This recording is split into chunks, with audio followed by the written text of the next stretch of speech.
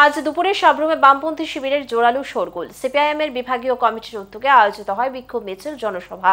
মিছিল শেষে সাবরুম শহরের সিটি অফিসের সামনে হয় জনসভা। সভায় উপস্থিত ছিলেন 40 সাবরুমের বিধায়ক তথা রাজ্যের বিরোধী দলনেতা জিতেন চৌধুরী, সিপিআইএম নেতা চিত্তরঞ্জন বসাক। এই মঞ্চ থেকেই তারা সরাসরি আক্রমণ করেন প্রাক্তন বিধায়ক ও প্রাক্তন বিজেপি দলের দক্ষিণ জেলা সভাপতি শঙ্কর রায়কে।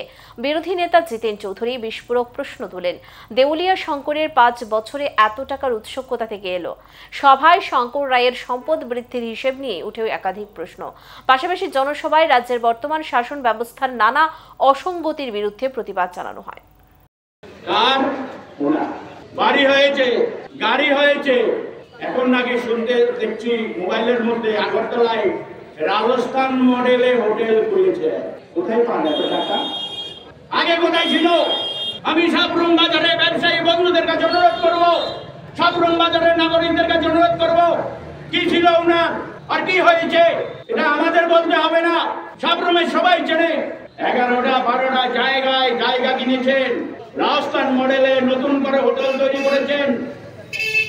আমাদের তথ্য সাংস্কৃতিক মন্ত্রী গিয়ে সেখানে উদ্বোধন করেন।